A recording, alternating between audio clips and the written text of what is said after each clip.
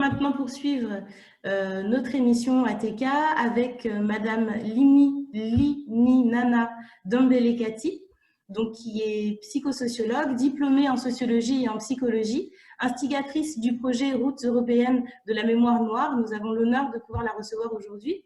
Madame Lininana Dembélé, je vous laisse allumer votre micro. C'est fait. Bienvenue et bonjour. Oui, bonjour à tous. Bon, Madame Linana, comme je l'ai indiqué, vous êtes l'une des instigatrices de ce projet Remnésie. Dans un premier temps, j'aurais souhaité que vous puissiez nous raconter l'essence de votre engagement militant et scientifique, s'il vous plaît. Alors, ça remonte évidemment à très loin, c'est-à-dire à une prise de conscience qu'en France, tandis qu'on se refuse à parler de racisme anti-noir, eh bien, il existe toute une partie de la population, afro-descendants ou noirs originaires d'Afrique, qui sont racialisés. Donc, cela m'amène à dire que si la notion de race n'existe pas, des populations racialisées. Et là, nous mettons le doigt sur un processus social, politique, qui est celui de la racialisation. D'accord. Voilà. Alors, comme je dois parler plus particulièrement de Remnésie, et là nous avons beaucoup de choses à dire, je ne vais pas trop m'attarder sur ce point. Non, non, mais c'était la seconde question, Madame Liminana. Effectivement, je souhaitais ensuite que vous puissiez présenter à nos auditeurs ce projet sur lequel vous vous concentrez, vous et vos collaborateurs. Pardon. D'accord. Donc, comme Kanyana Mutombo l'a dit, bon, lui est le concepteur du projet européen et c'était à chaque nation de se saisir de ce projet et de l'adapter aux déterminations sociales propres à chaque pays. Donc, tout d'abord, le nom, Remnésie. Donc, nous avons les 4 premières lettres de Route européenne de la mémoire noire. Donc, Remnésie, c'est le contraire de amnésie. Mnésie, en psychologie, désigne la mémoire. Donc, Remnésie, c'est donné comme but principal de travailler à la rectification de la mémoire, soit à l'interaction des systèmes de mémoire, des Noirs de France évidemment, et de sa place dans le roman national français, en prenant en compte une histoire esclavagiste et coloniale qui ne peut pas ignorer la coupure qu'elle a créée et qu'elle entretient entre les Blancs et les Noirs. Alors, lorsque vous parlez de rectification de la mémoire des Noirs de France, je ne me trompe pas, c'est la phrase que vous avez bien dite, c'est ça? Oui, c'est bien ça. D'accord. Donc, je comprends que ce projet Remnésie ne s'adresse qu'aux Noirs de France. Alors, pas du tout, parce que ceux qui devraient être conscients du racisme anti-noir, prioritairement, ce sont les Blancs, vu que ce sont eux qui le créent. Bon, malheureusement, puis il en est toujours ainsi d'ailleurs dans les processus victimaires, hein, quel qu'il soit, le victimaire est dans le déni, tandis qu'il revient à la victime de se faire reconnaître en tant que telle. Donc, quand nous parlons de mémoire noire, nous faisons référence à un groupe de population qui est ainsi nommé, perçu et différencié par cet indicateur colonial qu'est la couleur. Ce n'est pas nous qui nous assignons comme étant noirs. Nous sommes assignés comme étant noirs. Comme l'a suggéré Kanyana Mutombo, avant que les Blancs n'arrivent, l'homme n'avait pas de couleur. Donc, ce sont bien les nations européennes, dans leur impérialisme, qui ont introduit une hiérarchie entre les hommes fondée sur une hiérarchie de la couleur. Donc, pour nous, route européenne de la mémoire noire, autant au niveau européen qu'au niveau français, l'adhésion à la mémoire noire n'est pas conditionnée par le phénotype de la personne. Donc nous sommes très loin de tout marqueur physique. Par contre, nous considérons que la mémoire noire est conditionnée par une éthique, et une éthique aux valeurs de civilisation du monde noir, pour reprendre l'expression de Sédar Senghor. Bon, d'autre part, dès que nous parlons de mémoire noire, de groupe des Noirs de France, on nous taxe de communautaristes.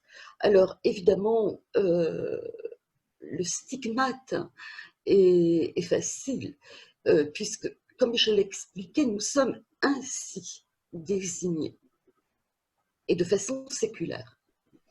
D'autre part, dès lors que nous nous plaçons sur le terrain de la mémoire collective, et c'est donc encore une fois le but essentiel de Remnésie, nous reprenons les catégories coloristes pour des besoins d'étude de ces sujets qui sont inscrits dans le champ colonial. On ne peut pas faire autrement.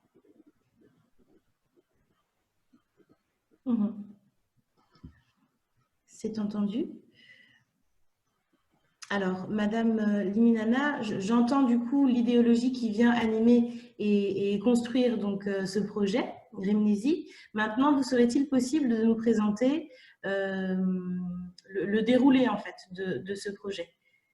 Quelle action du coup envisagez-vous avec vous et ainsi que vos collaborateurs?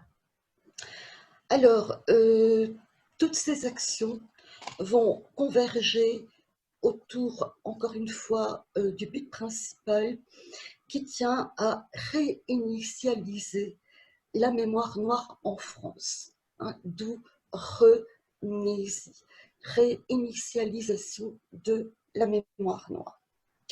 Et cela pourquoi? Parce qu'il nous faut lutter contre les process révisionnistes ou négationnistes qui affectent la mémoire des Noirs de France. Donc, il va s'agir là de procéder à un travail de renversement du régime mémorial qui prévaut encore et qui étaye le roman national français. D'autre part, nous allons lutter contre les process de l'oubli qui font l'effacement systématique des Noirs. Alors, j'emploie à Action le mot systématique pour bien nous connecter à ce que nous appelons le racisme systémique. Quand on nous dit qu'il n'y a pas de racisme systémique, eh bien, cette histoire officielle française qui accorde toujours aux Blancs une place au sommet de la hiérarchie des races, entre guillemets, voilà, cela nous montre bien quand même qu'il y a quelque chose de systémique qui travaille là-dedans. Bon, je ne vais pas trop m'attarder là-dessus parce que là encore, c'est un sujet à part entière. Donc, nous allons, à travers nos actions mémorielles, montrer que les Noirs, de façon séculaire, ont toujours été acteurs du développement et du progrès social, économique et politique de la France. C'est-à-dire que nous entendons leur redonner la juste place, tout simplement. Alors, là encore, la tâche est immense. La tâche est immense parce que nous avons des siècles d'histoire derrière nous et ces siècles d'histoire ont installé des hiérarchies anciennes, des hiérarchies sociales, économiques, politiques, euh, qui ont construit, qui ont aidé en tout cas à la construction et au fonctionnement du colonialisme français. Donc, là encore, nous devons lutter contre des stéréotypes et des préjugés. Et notamment le préjugé voulant que les Blancs existent de fait et de droit. Pour eux, nul besoin de se nommer, alors que les Noirs doivent toujours se nommer en tant que Noirs. Donc, nous voyons bien que là, il y a un problème particulièrement ontogénétique. Donc, les Noirs sont toujours qualifiés par la couleur et ils doivent toujours justifier leur sortie de leur invisibilité. Et donc ça, nous avons commencé à le voir en démarchant des communes pour proposer des projets mémoriels. Et nous devons toujours nous justifier sur les termes mémoire noire. D'entrée, noir, c'est suspect.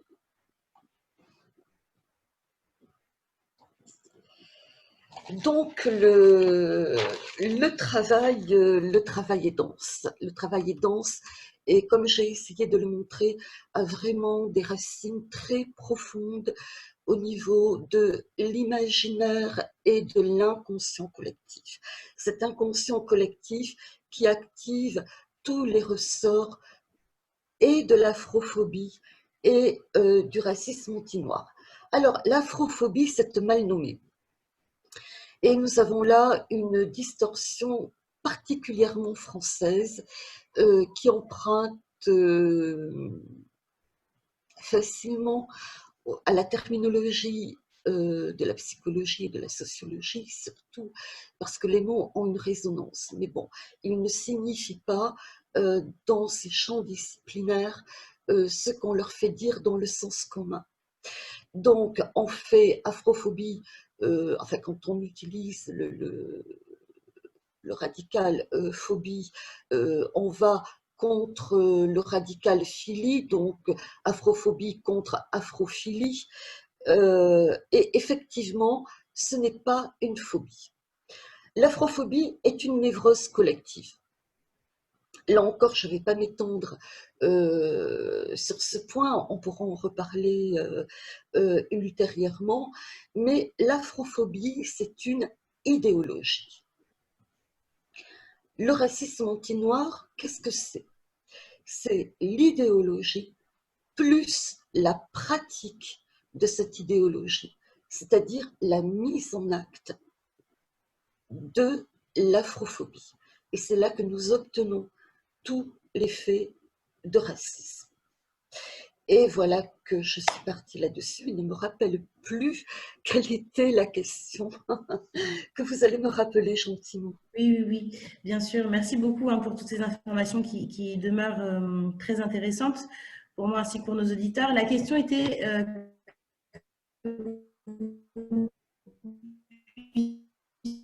finalement nous votre collectif au sein de ce projet Routes européennes de la mémoire. Donc je comprends qu'il y a un travail de taille qui est de répertorier en fait des lieux où l'homme noir a pu, en Europe ainsi qu'en France, pu avoir une action en faveur de la communauté. Donc ce travail de recueil de lieux de mémoire est déjà élaboré. Oui, alors Voilà, alors nous l'avons entamé parce que bon, nous venons de naître, hein, il n'y a pas très longtemps.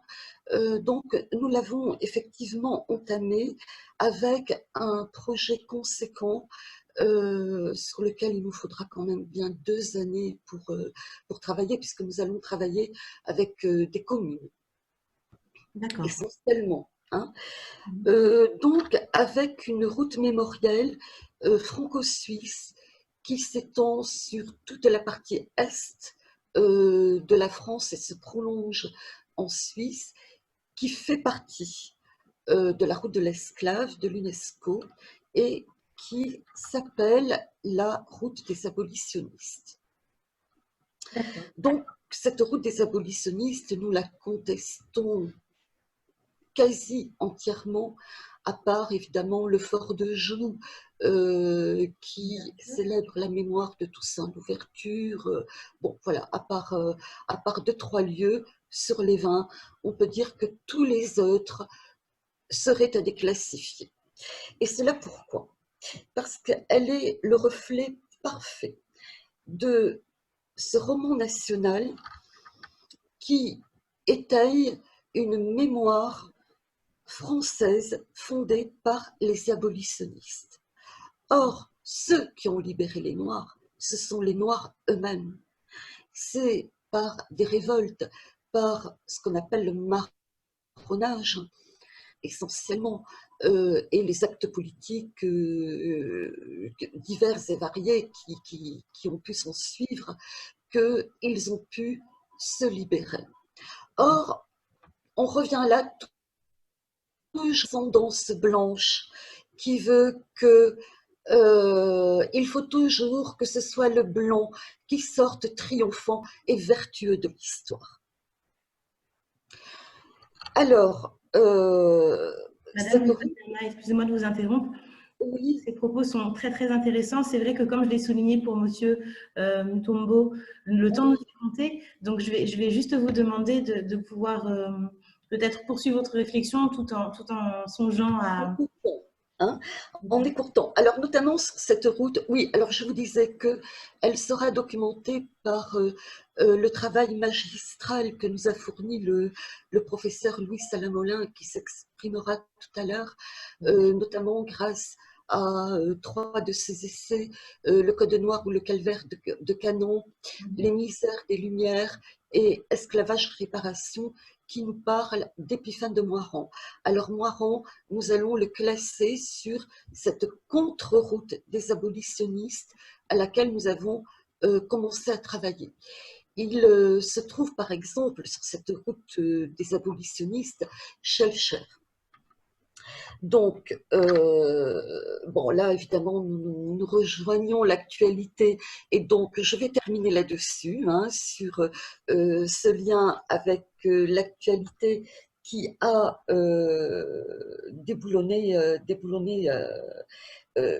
Schellcher euh, et qui nous montre bien que, là encore, il faut toujours que ces figures blanches euh, ressortent dans tout leur paternalisme et leur fonction originelle. Hein. Donc, Schellcher, si Schellcher, par exemple, avait demandé à ce que soit interdite la pratique du fouet, comme d'autres punitions, c'était dans un but utilitaire qui voulait que les Noirs se révoltaient de plus en plus avec ces punitions-là, et il entendait les révoltes commencer à gronder de plus en plus et à bousculer l'ordre de la société coloniale. Donc, en diminuant les punitions des esclaves, il entendait apporter un retour au calme à la société de plantation. Voilà. Alors, je vais en terminer parce qu'effectivement, le temps est limité, mais nous reviendrons avec plaisir pour Bon, vous donner des nouvelles. c'est entendu. Merci beaucoup, Avec Madame plaisir. Cathy. Très bonne continuation et force aussi à vos projets.